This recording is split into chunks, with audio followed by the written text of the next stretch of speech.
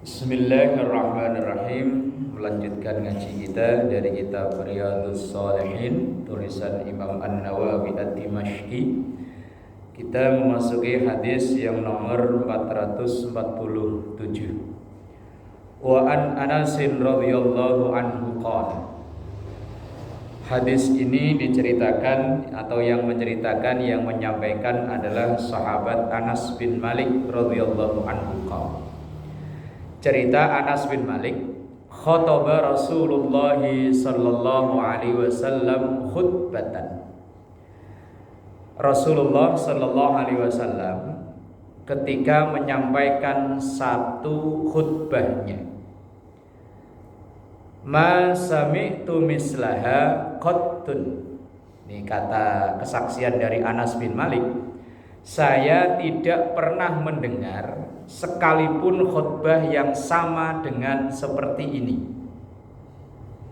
Dan Rasulullah sallallahu alaihi wasallam itu kalau berkhutbah, dalam hadis riwayat Muslim, kana Rasulullah sallallahu alaihi wasallam idza khataba ihmarrat aynahu wa ala sautuhu washtadda ghadabuhu hatta ka'annahu mundhiru jaishin, rawahu Muslim.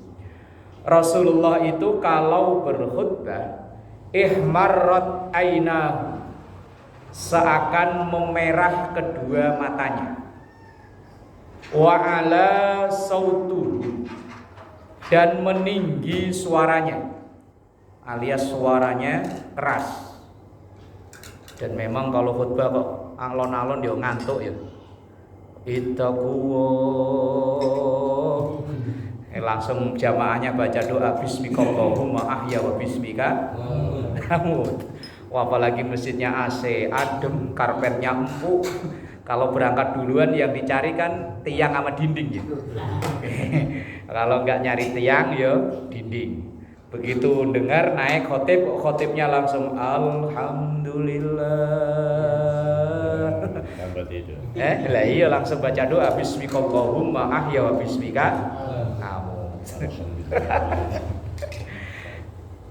Lah Rasulullah sallallahu alaihi wasallam itu ketika berkhutbah ihmarrat aynahu wa ala sautu, memerah matanya dan meninggi suaranya. Berarti kan dia memang bersemangat menggelegar. Apalagi dulu kan belum ada sound system. Washtadda ghadabuhu, dan berapi-api suaranya. Tapi memang semangatnya begitu. Hatta ka'annahu mundhiru jaishin, sehingga seakan-akan beliau kalau khutbah itu kayak panglima perang yang memberi komando perang. Apa iya komando perang kok serang? Ya enggak ada ya. Iya, kok serang, ya enggak. Lah makanya kadang kalau yang khotib, kalau yang lemes ya ini ya. Yang ittaqwa. Tapi apa perang dengar ya? Ada yang begitu ya. Oh, khotib dari Solo ya. Kalau khotib dari Sulawesi mah suaranya kenceng ya. Ya kalau dari Solo gitu kali Pak Haji ya. Jamaah yang dimuliakan Allah. Ya langsung wes. Lah Rasulullah ketika berkhutbah terlihat matanya memerah, suaranya meninggi, berapi-api suaranya. Berarti kan yo kayak orang teriak-teriak, bener kan ya? Ka'annahu mundhiru jaishin, kayak Rasulullah itu seperti panglima perang yang memberikan komando perang. Lah apa iya komando perang alon-alon dah yo enggak. Suaranya yo kuat. Nah, menggelegar. Tapi dalam Barzanji, tapi kalau baca Barzanji sih enggak pernah nyampe itu sih ya. Yang satu pasal sebelum doa itu. Kalau dulu di daerah kalau acara orang akikan itu dibaca sampai habis. Ya bener loh. Baca Barzanji itu mulai dari habis isya kadang jam 10 baru kelar. Kalau di sini jamaahnya ya bubar. Di sini pokoknya asal mahallul qiyam langsung ya Nabi, habis itu duduk langsung doa. Nah, kalau di daerah dulu dibaca sampai habis, makanya rata-rata orang tua-tua itu rata-rata walaupun nggak hafal Hampir-hampir apal kayak kita baca Yasin gitu. Walaupun nggak apal kan hampir-hampir apal. Lah dalam Barzanji itu ada tulisan dari penulis Al-Barzanji, Syekh siapa itu penulisnya Al-Barzanji itu. Wa yutilus salata wa yaksurul khutbal jumu'iyah. Rasulullah itu ketika menyampaikan khutbah Jumat, wa yutilus shalah, panjang salatnya, wa yaksurul khutbal jumu'iyah, dan pendek khutbahnya. Salatnya panjang, khutbahnya pendek. Kalau sekarang ya dibalik ya. Khutbahnya yang panjang, salatnya yang pendek. Kadang ada yang sholatnya panjang, sholatnya panjang sampai jamaahnya pada pules, tempat lain udah pada bubar, dia masih. Gitu ya. Untung saya nggak pernah khutbah Jumat di situ. Kalau Idul Adha, Idul Fitri itu pengurusnya itu. Oh iya, madem sono saya takut diomelin. Rasulullah itu wa yutilus salata wa yaksurul khutbal jumu'iyah, salatnya yang lama, khutbahnya yang pendek. Lah kalau sekarang diputer dibalik. Khutbahnya yang lama kadang muter, materi enggak kelar-kelar, itu lagi. Materi satu buat 16 masjid. Lah iya materi ngapalin satu buat 16 masjid. Terus pokoknya pindah-pindah ya materinya itu. Memang apa ya? Mohon maaf ya. Problem di Jakarta ini kadang khotib itu bukan orang yang punya basic ngerti agama asli. Bahasa gampangnya prostat. Masih proses menjadi ustadz. Iya prostat namanya. Namanya prostat, proses menjadi ustadz. Bahkan saya pernah negur. Saat itu saya nggak khotib, saya jadi jamaah. Ada khotib yang baca Qur'annya naudzubillah, materinya naudzubillah, kan terpaksa saya tegur. Saya nunggu sih udah nggak ada orang di depan teras gitu, dia mau pulang, saya ikutin, ya ajak ngobrol. Ternyata dia cerita asli. Memang dia dulu pernah kerja di satu perusahaan, kontrak habis, nyari kerjaan nggak nemu-nemu, karena dia punya basic, punya suara lumayan bagus, sering adzan. Akhirnya ya tadi itu. Masih prostat. Proses menjadi ustadz. Apal satu ayat, apal satu hadis, memberanikan diri naik ke mimbar, sementara ilmunya enggak punya. Ketika selesai khutbah Jumat, ada ya jamaah tanya, ya kadang kelimpungan, Pak. Dan dia cerita sendiri. Saya aslinya enggak begitu paham-paham banget, terus pokoknya karena keadaan, ya wis akhirnya memberanikan diri, apalagi memang real di Jakarta ini, ya wis dil-dilan ya wani piro kadang ya. Ya wis realnya begitu, wis gimana lagi. Lah iya makanya, ya sih daripada prostat. Daripada prostat, proses menjadi ustadz dan kiai. Aduh ya Allah, Rabbi walillahil hamd. Enggak tahu ilmunya, pokoknya asal apal satu ayat dua ayat. Lah kalau orang ngaji begini mah enggak mempengaruhi sah dan tidaknya. Lah kalau khutbah itu kan berpengaruh terhadap sah dan tidak sholatnya itu tadi. Bahkan saya pernah diceritain, itu khutbah Jumat di satu kampus.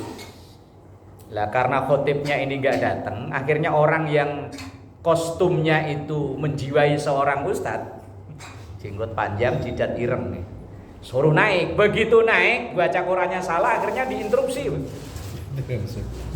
sama rektornya, turun beneran ya, diganti orang langsung. Ini yang cerita rektornya masalah, cerita rektornya cerita langsung, Ustadz kemarin ada khotib saya turunin, emang kenapa? Kebangetan no. Baca Qurannya kebangetan, lah terus ya aslinya dia memang dosen di situ sih, cuman kok ketika diminta untuk khutbah kok ya mau gitu. Kalau memang nggak bisa. Nah, Rasulullah Shallallahu Alaihi Wasallam, lah kesaksian Anas ini, khutbahnya Rasulullah Shallallahu Alaihi Wasallam, masami itu mislaha qattun. Saya tidak pernah mendengar Rasulullah khutbah itu sama persis. Berarti kan ya materinya ganti-ganti. Lah faqala, kemudian di antara isi khutbah Rasulullah sallallahu alaihi wasallam itu bunyinya begini. Lau ta'lamuna ma a'lam la dhahiktum qalilan wa la bakaitum katsiran.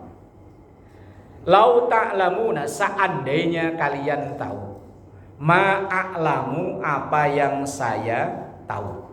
Ini dalam khutbahnya Rasulullah tadi. Seandainya kalian tahu apa yang saya tahu, la dhahiktum qalilan, kalian akan sedikit tertawa, wala bakaitum katsiran, dan akan banyak menangis. Karena memang Rasulullah itu orang yang terbuka hijabnya, apapun yang ada di alam raya ini Rasulullah bisa tahu. Kalau kita ini kan tertutup hijabnya. Termasuk dalam riwayat yang mungkin masyhur sering kita dengar, ketika Rasulullah berjalan dengan beberapa orang sahabat melewati kuburan. Kuburannya itu kan nggak sentral kayak di Jakarta begini kan ya. Kalau di sini kan di sentral, di Budi Dharma, kalau orang sini mana? Budi Dharma juga ya.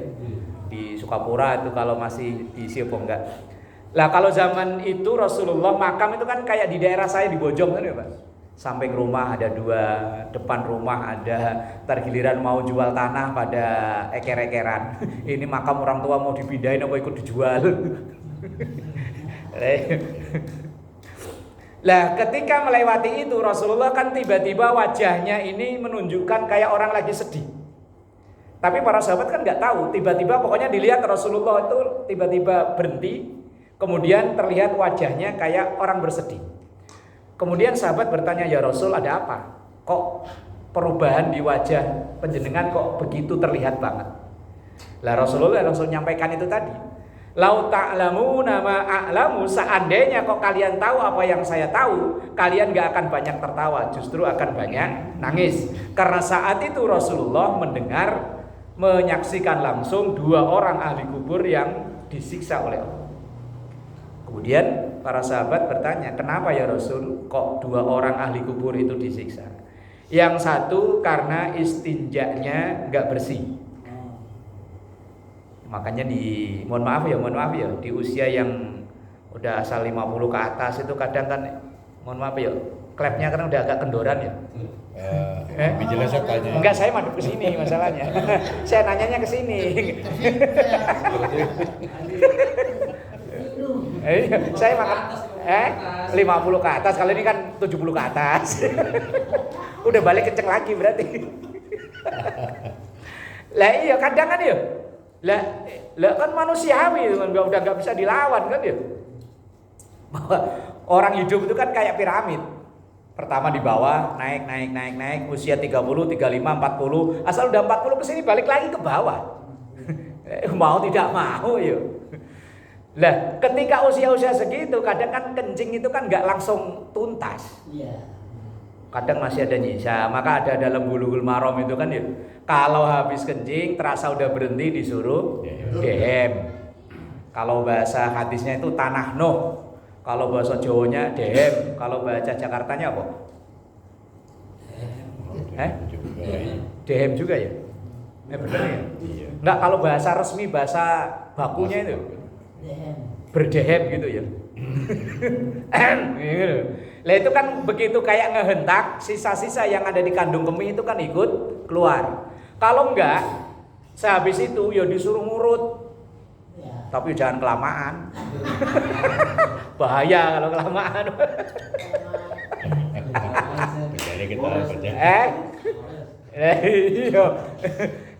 Pokoknya sekedarnya lah, yang penting biar sisa-sisa di dalam di urat dari kandung kemih ke urat ini tuntas. Lah itu pun kadang nih ya kesaksian karena kadang kan yo kalau saya ngaji di rumah itu kan kayak orang ngobrol biasa ini. Yes, pokoknya ayo yang pernah ada masalah. Yo ada yang cerita, Pak, ketika saya gituin semua, tapi begitu saya wudhu kan kayak orang rukuk, kerasa keluar lagi. Lah kalau memang kerasa keluar lagi, bener itu air kencing. Lah terus ya wes harus disucikan.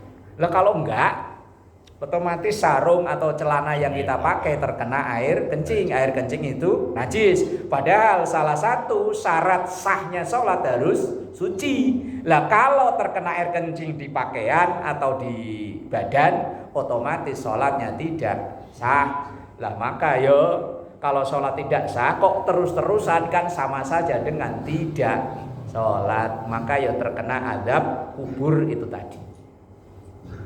Oh ya, hati-hati Kadang kalau kencing malah cuman disentil doang ya.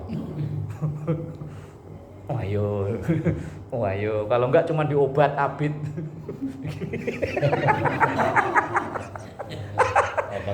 Kalau ngajinya laki semua ngomongnya bebas aja. Coba kalau ada perempuannya agak malu-malu ngomongnya kan. Lah ya diobat abit gitu. Waduh, bahaya. Istinja enggak, istighfar enggak, langsung dikandangin lagi, selesep. Wah, bahaya ini. Bahaya. Lah, kemudian yang kedua, karena alasan orang itu suka ngadu orang. Bukan ngadu domba, ngadu orang. Sini ngomongin sono, sono ngomongin sini, akhirnya sini sama sono berantem. Lah kemudian Rasulullah Shallallahu Alaihi Wasallam mengambil pelepah kurma, ditancepin ke dua kubur itu. Sambil beliau berdoa, ya Allah, selama pelepah kurma ini masih hijau, Engkau ringankan siksa dua orang ahli kubur ini. Lah ini kan sesuatu yang Rasulullah tahu, tapi para sahabat nggak tahu. Doanya Rasulullah, ya Allah, semoga Engkau ringankan siksa dari dua orang ahli kubur ini. Lah ini yang diikuti oleh kita. Kalau datang ke kuburan kadang bawa kembang. Lah kalau kembang kan begitu ditaruh kering. Alangkah baiknya itu bawa bibit mangga gitu ya. Bibit belimbing, bibit semang, durian gitu ya. Ya begitu sekarang umpama kita ziarah ke situ, kita nanam mangga, kemudian sambil ya Allah semoga selama mangga ini masih hidup, masih seger, Engkau ampuni dosa-dosa almarhum bapak umpama. Lah kalau mangga itu kemudian tumbuh, berkembang, berbuah banyak kan lumayan ya. 5 tahun kemudian mungkin berbuah, begitu pulang dari ziarah kubur kan bisa panen. Bagiin ke tetangga kanan kiri. Lah iya. Begitu bagiin tetangga kanan kiri, tetangga nanya, loh perasaan gak punya kebun kok panen mangga? Iya dari kuburan. Boleh Pak. Boleh. Daripada kuburan disemen habis, itu mending ditanam-tanemin. Kalau memang takut longsor atau ambles, kadang kan kalau di Dharma ambles ya. Ya wis disemen tapi jangan dihabisin. Disisain kayak seberapa nanti ditanemin rumput apa. Kalau di sini ya umumnya Kamboja. Enggak tahu itu maksudnya kok kuburan tanamannya Kamboja, maksudnya apa enggak tahu saya. Katanya itu pohon kuburan, Pak. Kamboja itu pohon kuburan. Oh gitu ya. Itu yang ada dua gitu ya. Iya dari Kamboja padahal ya, kenapa enggak ditanemin mangga kayak belimbing kayak durian gitu ya. Lumayan kalau berbuah. Nah, itu termasuk contoh salah satu yang Rasulullah tahu, tapi kita sebagai jangankan gitu, sahabatnya orang yang tiap hari dampingi Rasulullah pun nggak tahu. Lah maka dalam salah satu khutbahnya Rasulullah sampaikan, "Lau ta'lamuna ma a'lamu la dhahiktum qalilan wa la bakaitum katsiran." Kalau seandainya kalian tahu apa yang saya tahu, maka kalian akan sedikit tertawa, akan banyak nangis. Cuman karena kita nggak tahu ya wis happy aja, bahagia aja. Fa khatta ashabu Rasulillah sallallahu alaihi wasallam wujuhahum. Ini kan kesaksian dari Anas ketika menyaksikan Rasulullah berkhutbah. Ketika Rasulullah menyampaikan ini, fa khatta itu gini loh, nutup wajah dengan dua tangan. Ashabu Rasulillah sallallahu alaihi wasallam, sahabat-sahabat Rasulullah sallallahu alaihi wasallam, wujuhahum, wajah-wajah mereka lagi pada nutup. Kemudian lahum khaninun, dan sahabat-sahabat yang hadir saat itu nangis, sesenggukan apa bahasanya. Kalau orang Jawa gerung-gerung. Jadi ketika Rasulullah berkhutbah, para sahabat nangis. Lah, ya pernah kejadian Rasulullah khutbah ditinggal pergi, ya ada. Sampai diabadikan dalam Al-Quran surah Ad-Jum'at yang ujung itu. Yang ada ayat wa taraku kaqaima itu gimana? Nah, yaitu loh. Itu pernah Rasulullah berkhutbah di hadapan para sahabat. Nah, ada orang yang gak suka dengan Rasulullah menawarkan dagangan di depan masjid tapi pakai organ kalau zaman sekarang. Kalau dulu pokoknya pakai musik lah. Lah kalau ya kayak kita ada apa itu? Orang jualan apa tapi pakai musik. Lah musiknya itu bunyinya pas depan masjid. Lah begitu musik itu dibunyikan, kalau sekarang mungkin ya apa ya dangdut koplo apa gitu ya. Para sahabat yang dengerin khutbah Rasulullah berhamburan keluar. Yang nyisa tinggal 12 orang. Yang lain kabur. Gara-gara ada dangdut itu tadi. Loh, seandainya di sini ada begitu, serem. Rasulullah orang yang paling dekat dengan Allah pun pernah ngalami kayak gitu. Ketika beliau menyampaikan khutbah, terus ada orang yang gak senang dengan Rasulullah sengaja menyaingi dengan mendatangkan musik. Maka para ulama-ulama yang anti musik menghukumi haram musik itu termasuk alasannya kejadian itu. Sehingga para sahabat itu kabur keluar masjid langsung pada nonton hiburan itu tadi. Yang intinya isinya orang dagang. Nah, yang tersisa di dalam cuma 12 yang kemudian yang diabadikan wa taraku qaima kulma indallahi khairum minallahwi wa minat tijarah. Orang dagang, tijarah itu kan dagang. Itu seandainya di siar Islam ada dangdut keliling di depan masjid. Wah, langsung dikeroyok sama orang masjid kali ya. Karena sekarang kan jumlahnya udah mayoritas. Kalau saat itu mungkin Islam masih belum banyak. Itu pun pernah mengalami kejadian seperti itu Rasulullah sallallahu alaihi wasallam. Bismillahirrahmanirrahim. Hadis yang 448 wa an Abi Hurairah radhiyallahu anhu qala.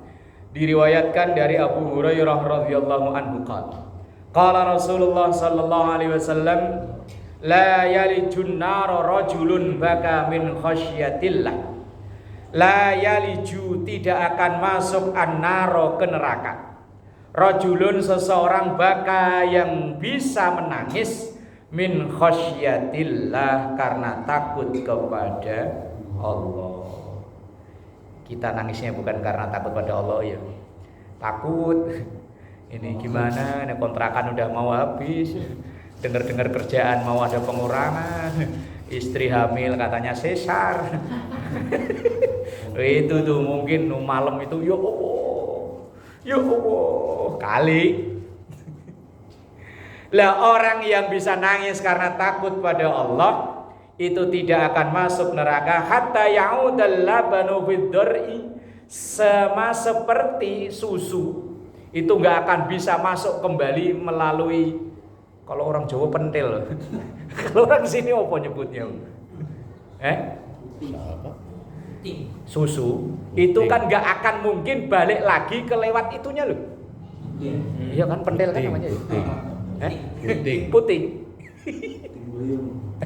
Puting beliung berarti pentil muter ya. Nah kalau orang Jawa kan pentil namanya. Maksudnya sampai tidak mungkinnya orang yang bisa nangis karena Allah masuk neraka itu, seperti tidak mungkinnya susu balik masuk lewat itu lagi loh. Kan nggak mungkin bisa masuk lewat situ lagi kan. Kemudian wala yajtami'u ghubarun fi sabilillah, dan tidak akan berkumpul debu-debu yang timbul karena perang di jalan Allah, wa dukhanu jahannam, dan asapnya api neraka. Artinya dalam hadis ini ada 2 poin. Yang pertama, orang yang bisa menangis karena Allah tidak akan masuk neraka seperti susu tidak akan bisa masuk kembali lewat puting itu tadi. Dan yang kedua, debu-debu jalan yang dilewati orang-orang dalam berjuang di jalan Allah ini sebagai bahasa kinayah. tidak akan berkumpul dengan asapnya api neraka. Artinya orang yang berjuang di jalan Allah akan jauh dari neraka. Nah, berjuang di jalan Allah itu kalau dulu ya memang konotasinya perang dulu. Lah sekarang kita di Indonesia negara damai. Lah jihad itu ya konotasinya bukan perang angkat senjata. Lah kalau mungkin dulu sebelum tahun 45 ya bisa jadi jihad itu ya perang angkat senjata. Lah kalau sekarang, lah makanya dulu kalau ada pelaku teror kata bilangnya jihad, kok ngebom yang korbannya ya judulnya akhirnya orang Islam, ya bukan mati syahid, ya sangit, bener ya, sangit. Suruh di jalan Allah malah jalan tamrin. Ya jalan tamrin. Nah, bener kan dulu kasus hotel itu?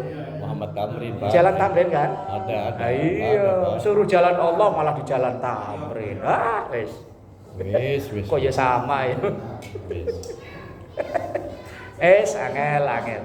Pas memang. Suruh di jalan Allah kok di jalan tamrin. Wah. Yo bukan mati syahid, sangit. Mending di jalan Cipucang karuan. Lah kalau sekarang konotasinya segala sesuatu yang kita lakukan untuk kemaslahatan bersama itu yang disebut dengan jihad. Lah jihad itu juga harus bangun mushola, bangun masjid. Umpama di lingkungan kita wilayahnya kotor, kemudian kita mempelopori, ayo gerakan bersih-bersih. Lah jihad semampunya kita, ayo. Di lingkungan kita nggak bisa ngajar ngaji tapi bisa menfasilitasi. Tuh ayo anak-anak ngumpul ngaji-ngaji, ntar saya cariin guru ngaji. Nah, itu ya jihad, Pak. Sesuai kemampuannya kita. Lah kalau kita yang bisa ngajar ngaji, ya monggo ngajar ngaji. Lah kalau nggak bisa menfasilitasi. Oh, musola itu belum ada TPA, masjid itu belum ada, kita fasilitasi. Kebetulan kita dikaruniai Allah rezeki lebih. Ya wes, ayo saya datangkan guru ngaji, nanti saya yang ngasih transportnya. Atau kalau enggak, ya wes saya nyediain beli mushafnya, pola yang lain. Lah itu jihad zaman sekarang maknanya lebih luas. Dan kalau ngikuti pendapat ulama-ulama dulu, jihad itu ya konotasinya hanya perang. Makanya sampai 8 kelompok orang yang memperoleh zakat itu diantaranya adalah sabilillah. Lah sabilillah konotasinya saat itu ya memang pasukan perang. Lah kalau sekarang apa tentara? Ya enggak, tentara udah dapat gaji yuk. Lah iya lah, makanya ulama-ulama sekarang berijtihad. Sabilillah itu adalah orang-orang yang mengeluarkan energinya, mengeluarkan tenaganya, tapi tidak ada gaji. Yos mungkin relawan-relawan, tapi sekarang rata-rata ada gaji. Ada ya. Kalau kayak petugas nyatetin anakan nyamuk itu ada gaji nggak? Yang ibu-ibu itu. Iya, kalau Jumat pagi pada bawa buku, pernah saya nanya, Bu, ini tugas apaan sih? Ini ngecek apa teh? Jentik. Berarti kan nyatetin anak nyamuk ya. Anak nyamuk dicatetin. Lah itu kan relawan-relawan wallahu alam ada gaji itu ya? Ada. Ya. Gaji apa honor? Ada ya. Iya, pokoknya sabilillah itu awalnya dimaknai untuk tentara perang yang enggak dapat gaji, maka dia memperoleh zakat. Lah kalau sekarang apa iya tentara nggak dapat gaji? Tentara sekarang dapat gaji tapi nggak pernah perang ya? Tentara sekarang perang lawan opo? Oh, tentara sekarang ini malah suruh bersihin kali. Kali dekat rumah saya itu sering yang bersihin tentara. Ya karena nggak ada musuh ya wes bersihin eceng gondok. Kalau di sini kayak PPSU. Bismillahirrahmanirrahim. Wa anhu qala, dan masih riwayat Abu Hurairah radhiyallahu anhu qala Rasulullah sallallahu alaihi wasallam. Ini hadis ini sangat populer karena sering kita dengar, kadang di mimbar-mimbar Jumat sering dibahas. Sab'atun yudhilluhumullahu fi dhilli yauma la dhilla illa dhilluh. Ada 7 kelompok orang yang nanti akan memperoleh perlindungan Allah saat enggak ada perlindungan selain dari Allah. Bahasa gampangnya, nanti ia memperoleh ruang tunggu untuk menghadapi persidangan. Nanti kita ini kan di sidang atu betapa lamanya yuk. Seandainya orang Cipucang ini dari Cipucang 1 sampai Cipucang berapa paling ujung? 5. Dijadikan kumpul jadi satu, tua, muda, laki, perempuan, pokoknya jadi satu. Kira-kira ada berapa ribu orang? Banyak ya. Lah itu nanti mulai dari zaman Nabi Adam sampai Adam Jordan, Adam Damiri, Adam Dermawan, Adam Nasution. Kumpul jadi satu di sidang atu untuk mempertanggungjawabkan perbuatannya. Lah di situ itu nanti ada orang yang dapat ruang tunggunya nyaman. Mungkin ada wifi kali ya, ada es kelapa, ada teh manis kali. Kita juga sama-sama belum ke sono. Iya kan? Hanya di sini nanti ada 7 kelompok orang yang memperoleh perlindungan dari Allah saat nggak ada perlindungan selain perlindungan Allah sambil nunggu masa sidang. Lah sambil nunggu masa sidang kalau di ini ya taruh di tahanan Polres gitu ya. Lah semua kan kita nanti jadi tahanan. Jadi tahanan sambil nunggu masa sidang. Lah ada 7 kelompok orang yang nanti akan memperoleh itu. Yang pertama imamun adilun, pemimpin yang adil. Pemimpin itu siapa? Ya mulai dari paling tinggi sampai kita perorangan ini termasuk pemimpin. Lah kalau yang punya istri, punya anak, ya mimpin istri dan anaknya. Lah kalau nggak punya, ya mimpin dirinya. Zalim nggak kita sama diri kita? Orang puasa terus itu dolim sama dianya. Nggak pernah puasa, ya dolim, nggak pernah ibadah. Lah imamun adilun itu orang yang bisa berbuat adil sesuai dengan porsinya.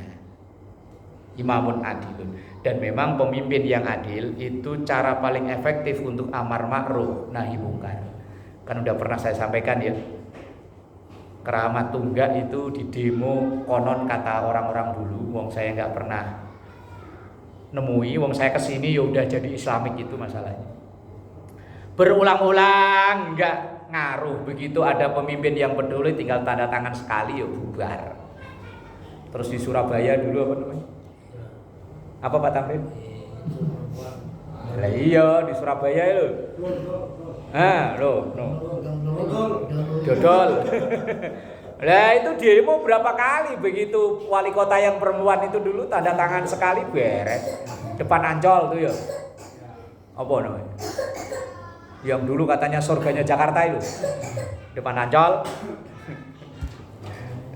Dulu di demo berkali-kali ya nggak mempan, begitu Anies tanda tangan bubar. Makanya kok pengalaman ya?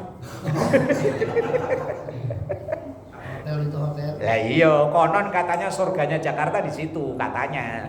Saya tahunya ngelihat baca-baca di Facebook, di media sosial. Lah maka pemimpin yang adil itu akan dapat prioritas utama. Kemudian yang kedua wasyabun nasyafi ibadatillahi ta'ala. Seorang yang usia masih muda tapi ibadahnya tekun. Masih muda lah ya. Daripada tahun depan. Nah iya daripada tahun depan ya Pak Jir. Ini walaupun sekarang udah 70.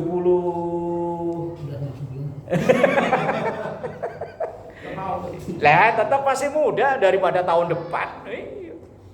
Wah. Lah karena masalahnya orang muda kok tekun ibadah itu kan ya makhluk langka kok ya. Lah iya bener kan. Rata-rata kita itu kan kecilnya ngaji, ya ibadah tekun Pak. Tapi asal udah masuk SMP, udah mulai melipir keluar. Nanti mulai balik lagi ke mushola itu usia 35 40. Udah mulai itu mulai mendekati pensiun. Begitu udah pensiun udah mau kemana lagi? Lah iya. Lah masa di usia-usia produktif kok masih aktif ibadahnya tekun kan makhluk langka. Makanya makhluk yang begini nih langsung dilindungi, dapat tadi tuh rest area, ruang tunggu yang nyaman. Tapi alhamdulillah kita semua masih muda ya Pak ya. Masih muda daripada 5 tahun ke depan kan mudaan sekarang. Wa rajulun qalbuhu mu'allaqun bil masajid. Seseorang yang hatinya selalu terpaut dengan masjid bukan berarti yang tinggal di masjid, yang kerja di masjid, belum tentu. Wong saya pernah ketemu security masjid 20 tahun kerja di situ, nggak pernah sholat sekalipun. Lah iya, ilmunya tinggi, saya kalah debat sama dia. Saya nggak pernah mau debat lagi sama dia. Lah, apa bilangnya? Ustaz, anjing aja gara-gara jagain orang di dalam gua masuk surga. Lah mosok saya jagain orang sholat udah 20 tahun, orang-orang pada masuk surga saya nggak diajak. Oh yo. Lah iya kan? Lah karena dia kerja di masjid, yang masjid itu pengajian tiap hari ada, Pak. Pengajian zuhur tiap hari ada. Belum pengajian yang ibu-ibu yang Sabtu pagi, Minggu pagi. Lah karena dia security kan di pos depan masjid kan denger terus, Pak. Oh, malah lebih pinter dia. Ada yang itu kan. Jumat ke masjid, kalau Minggu ke gereja. Oh, malah keren lagi itu. Jualan masalahnya dia kan. Parkir gitu. Tukang parkir apa jualan? Gereja. Lah, orang yang hatinya terpaut di masjid itu maksudnya bukan ke orang yang selalu ada di masjid, bukan. Walaupun dia ke masjidnya cuma sehari 5 kali, ya tapi kan kemana-mana kalau pas masuk waktu sholat yang teringat, wah masjid mana ya? Oh gitu. Walaupun dia kerja ya kerja, dagang ya dagang, tapi begitu hayya 'alas shalah. Nah kalau di Jakarta sih nyari masjid gak susah. Nah kalau di daerah yang alhamdulillah mungkin daerah itu muslimnya minoritas, nyari masjid susah. Biar di Jakarta kalau daerah mana yang apa PIK ya? Yang kesono PIK. Nah itu saya diceritain ada tetangga yang dia dapat proyek kerja di situ, nggak dengar adzan sama sekali, Pak.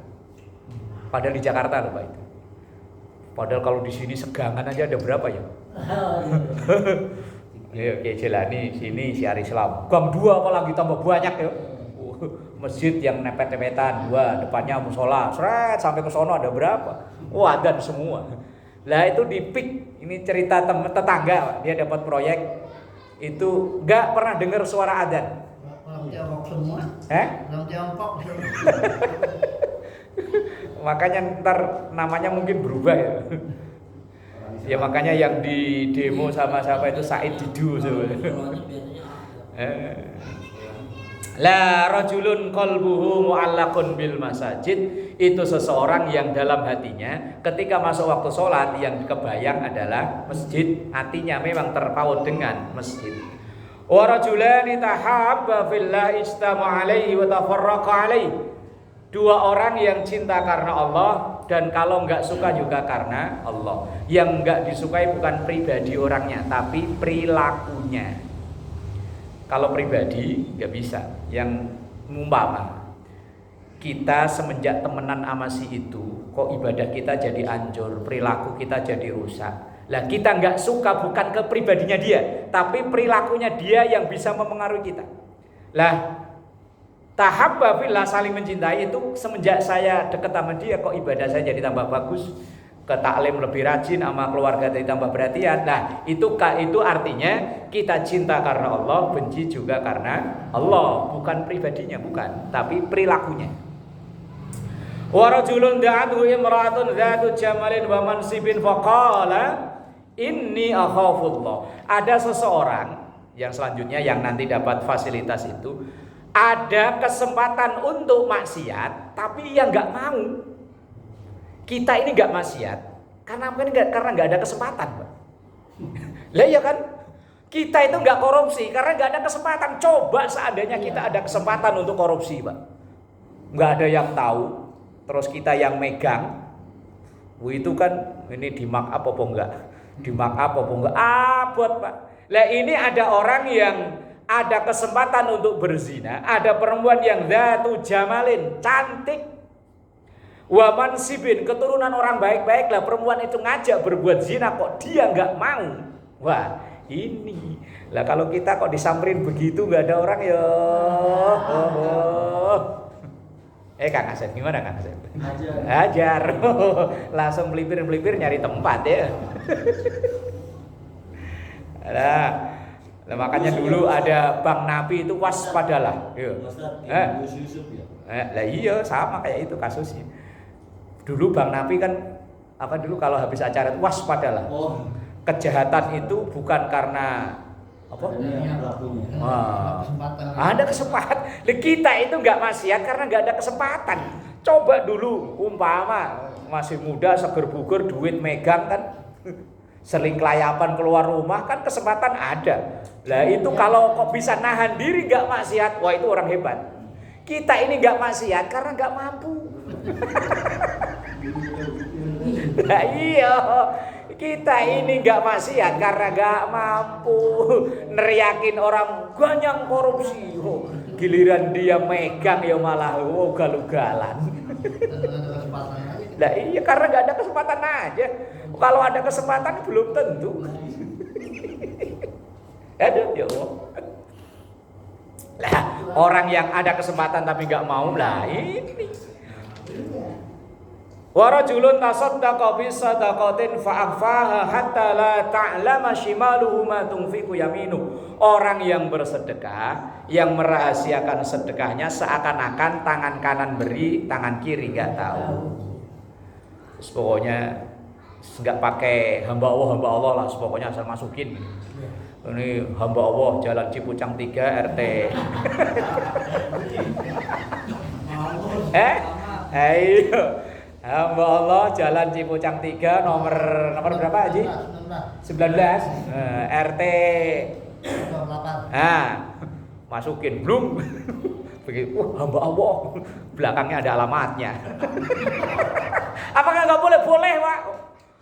Dalam Al-Qur'an jelas kok, dalam surah Fatir itu kan wa anfaqu mimma razaqnahum sirran wa alaniyah. Orang infak itu sirron boleh rahasia, wa alaniyah terang-terangan. Ditulis Jalan Cipucang 3 nomor 19 yang warna cat.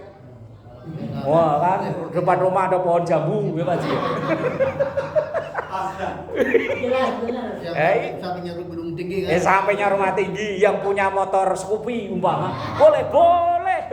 Kalau perlu foto ditempelin ada nama, tempat, tanggal lahir. Alaniyah boleh. Enggak ada larangan. Alaniyah itu terang-terangan, Pak. Lah semua itu tergantung niat. Walaupun dia umpet-umpetan Pak, tapi kalau dalam hati, nih saya nih yang bisa merahasiakan nih orang-orang tua apa pada disebut namanya. Ya sama aja. Mending ya penting niatnya ngasih-ngasih, mau diumumin ya terserah, enggak diumumin ya. Bahkan Pak, kalau menurut saya sering, dan sekarang saya panitia pembangunan masjid di rumah saya Pak, di perumahan. Itu kalau ada yang nyumbang kok malah namanya diumpet-umpetin, tetap saya tanya Pak. Karena ini nanti berkenaan dengan laporan pertanggungjawaban ke masyarakat itu. Bahwa yang nyumbang sekian ini siapa? Kemudian nanti penggunaan untuk apa? Sisa kan ada laporan. Lah kecuali kalau yang dimasukin kotak begitu ya langsung sumbangan dari kotak amal sekian. Lah kalau dianterin, nih Pak sumbangan saya tulis hamba Allah aja. Malah saya omelin. Wes gak usah gitu, Allah Maha tahu ikhlas gak ikhlas Allah Maha tahu. Biar ditulis nama lengkap, nomor KTP, nomor SIM apa. Allah Maha tahu. Terakhir, wa rajulun dzakarallah khalian fa fadat ainah. Seseorang yang zikir mengingat Allah dalam kesunyian sampai nangis ingat Allah. Dalam kesunyian loh Pak. Kalau dalam majelis zikir yang subhanallah, walhamdulillah, apa nggak boleh? Ya boleh. Tapi yang dapat fasilitas itu orang yang nangisnya dalam kholian. Kholian itu artinya kesendirian, kesunyian, bukan keramaian. Apalagi di panggung kanan kiri ada pejabat langsung wala ilaha illallah. Ya boleh-boleh aja Pak ya. Iya, enggak ada larangan. Wallahu a'lam bishawab. Al-Fatihah. A'udzu billahi minasyaitonir rajim. Bismillahirrahmanirrahim.